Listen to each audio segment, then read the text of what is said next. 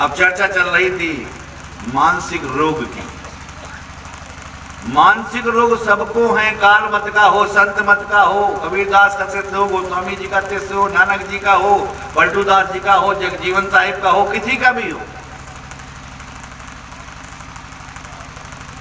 अब विचार करो, सब जगह घाल मेल हो रहा है, घोटाला हो रहा है। लोग कह देते हैं सरकारें घोटाला करती है, तुम क्या कम घोटालेबाज हो? तुम्हारे यहां भी तो तुम्हारी सरकार है, परमात्मा ने तुमको तुम्हारी सरकार देकर के मालिक बनाकर घर का मुखिया बना दिया। किसी को घर का मुखिया बनाया, किसी को मंदिर का मुखिया बनाया, किसी को दुकान का मुखिया बनाया, किसी को नौकरी का मुखिया बना दिया। अब जहां जो काम कर रहे हो उसमें गड़बड़ी कर रहे हो तो तुम भी तो घोटालेबाज हो। विचार करो, कम से कम ये तो देखो उसने बताया क्या है। हम राम के भक्त हैं तो राम ने कहा क्या है, कृष्ण के भक्त हैं तो कृष्ण जी ने कहा क्या है, देवी के भक्त हैं तो देवी ने किया क्या है। संत मत के किसी पंथ के हैं, कबीर पंथ, नानक पंथ, दादू दरिया पंथ, जगजीवन साहिब पंथ, तो उन्होंने बताया क्या है। जैसे जगजीवन साहिब के पंथ के कुछ लोग बैठे भी हैं पीछे, पूर्वज हैं कुछ पहले, अब तो पूर्वज हो गए, तो काला धागा लगाएंगे, काला तिलक लगाएंगे और बताएंगे हम हो गए। अब उनसे पूछो उन्होंने बताया क्या था, कोई पता ही नहीं।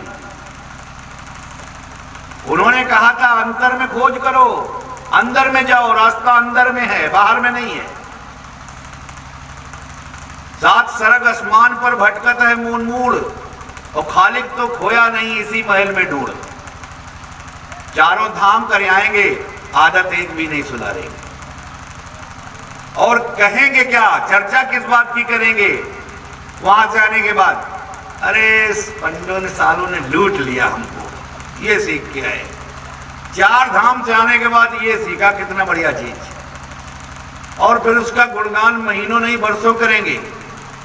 और फिर कभी भी चर्चा होगी 10-5 वर्ष के बाद भी, हाँ हम भी एक बार करें, बड़े लुटेरे हैं। अरे क्या करने गए चार धाम? ना जाते, घर में रहते, कम से कम गालियां तो नहीं देते किसी को। गाली देना सीख के आए। हम जगजीव, हमारी कुटिया जहां बनी हुई है, तो उस कुटिया के मालिक भी यहां बैठे हुए हैं, लालता प्रसाद जी। तो वहां मालिक का मतलब वहां जो स्थान दिया है उसके मालिक थे, अब नहीं है। अब तो उन्होंने कहा आप ही मालिक हैं। तो उनके गांव में तमाम लोग जगजीवन साहिब के सब जुड़े हुए हैं। तो उनमें से एक दो लोग कुटिया में आए, पूछा हमने भाई बताया क्या है? कहा वहां तो डोल चढ़ता है, डोल। हम जानते नहीं थे डोल क्या होता। हाँ डोल में वही आता है कुछ प्रसाद वगैरह। तो यहाँ के इनके गांव के मुखिया एक जो भोग लगाते हैं, उन्होंने बताया कि भोग हम ही लगाते हैं। हमने कहा अच्छा फिर क्या होता है?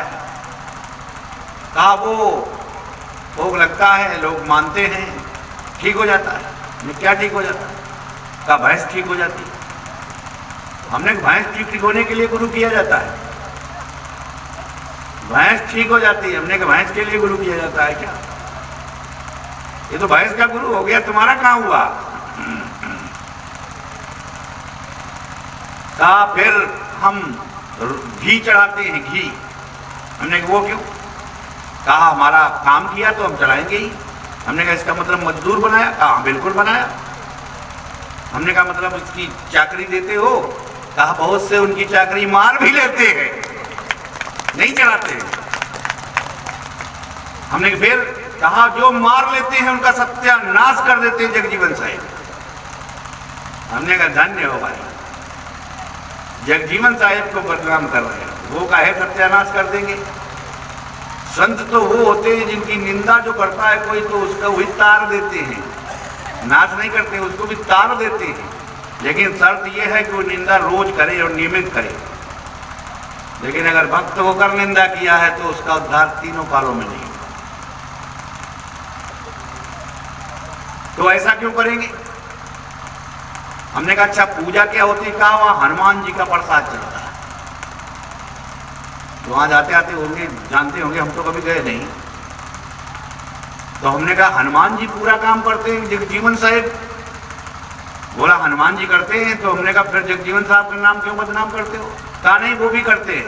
हमने कहा तो क्या 50-50 का हिस्सा है दोनों लोगों? क्या कहा यही समझो। मतलब संतों के जाने के बाद वहां पर वो हाल होता है जो काल मत का हाल है, वही संत मत का भी हाल हो जाता है। और इसीलिए कहा गया है, और भी तमाम बातें बताई, बड़ी लंबी बातें हैं, लेकिन हम एक छोटा सा प्रमाण दे रहे हैं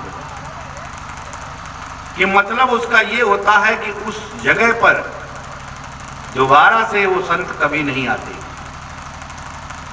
उस नाम से भी नहीं आते। और जब वो अपना कोई जानसीर मुकर्रर कर जाते हैं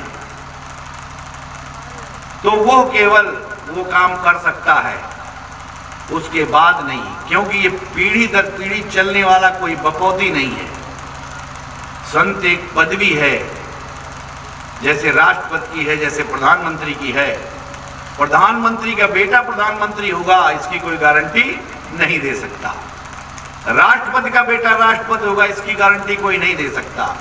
इसी प्रकार से संतों के यहाँ भी कोई उनके ही परिवार का संत हो जाएगा इसकी कोई गारंटी कभी नहीं होती। दूसरा एग्जाम्पल, नानक जी जब अपना रिटायरमेंट लेने वाले थे कि भाई अब बस,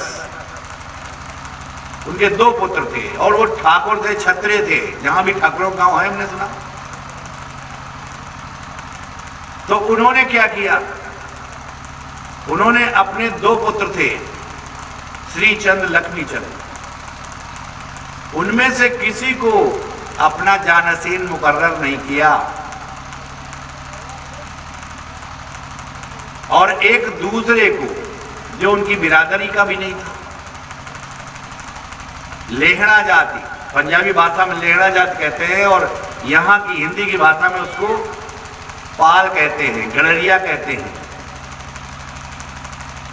लेहड़ा जाति का एक बालक था, बहुत छोटी उम्र का, 14 साल का, अंगद दास, जिसका नाम बाद में पड़ा। उसको निश्चित किया, उसका परीक्षण लिया, उस पास हो गया तो उसको निश्चित कर दिया और कहा, फिर सिर नवा लिया एक नारियल रख करके और कहा आज से तुम ये कार्य करोगे। दूसरे गुरु, सिखों के दूसरे गुरु, तो उन्होंने वो काम किया। उनके बाद जो संत पदवी मिली वो अमरदास को मिली और अमरदास जी 60 वर्ष के थे तब उन्होंने गुरु दीक्षा ली थी।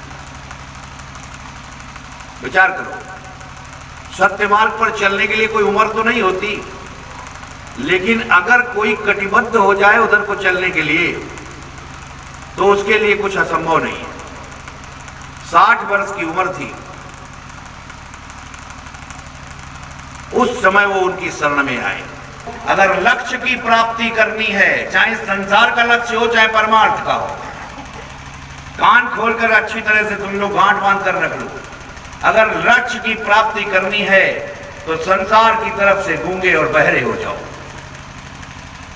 कौन क्या कहता है इस पर मत जाओ और हर किसी को उसकी हर बात का जवाब देते मत चलो, वरना अपने लक्ष्य से भटक जाओगे और उससे भिड़ जाओगे।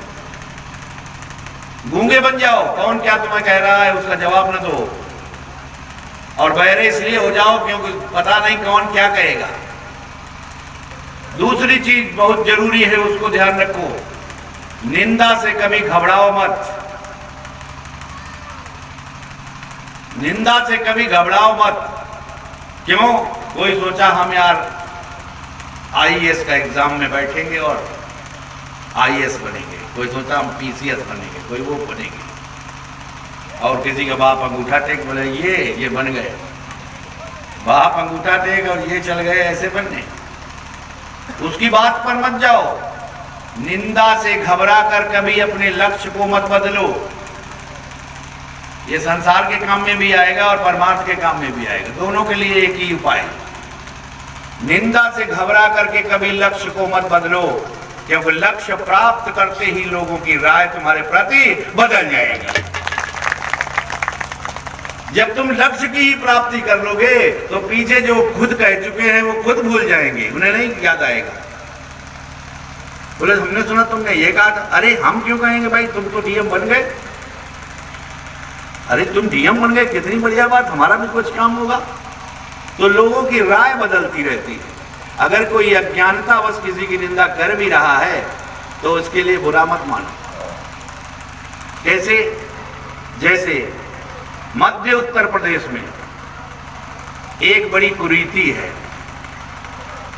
यही लखनऊ, बाराबंकी, उन्नाव, सुल्तानपुर, रायबरेली, कानपुर, कन्नौज, सीतापुर, हरदोई, लखीमपुर आदि ये जनपद ऐसे हैं, 18 जनपद हैं, जिनमें लोग ये सोचते हैं कि कन्या को प्रणाम नहीं करना चाहिए। कन्या को किसी को प्रणाम नहीं करना चाहिए। और किस लिए? क्योंकि यहां पर ऐसी भावना, ऐसा विचार फैल गया है, तैर गया है। कैसे? जैसे भीमायण में बताते हैं कि ब्राह्मण सबसे नालायक आदमी है, इसने वेदों को लिखा और फिर अपने लिए सब लिख लिया।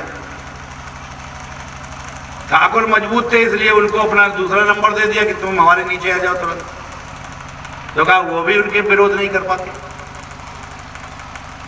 मतलब वो बताते हैं, लेकिन उन मूर्खों को ये पता नहीं है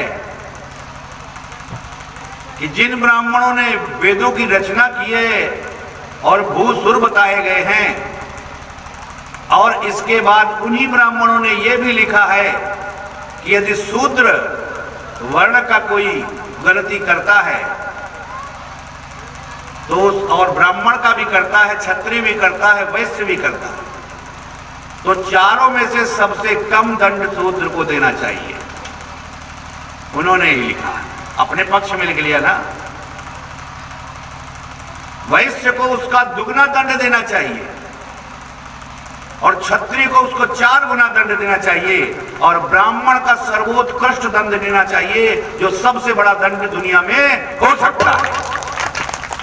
ये वेदों ने लिखा है। ये पक्षपात किया है ना, अपने लिए लिख लिया उन्होंने, पुरस्कार लिख लिया, लेकिन दंड नहीं बताती।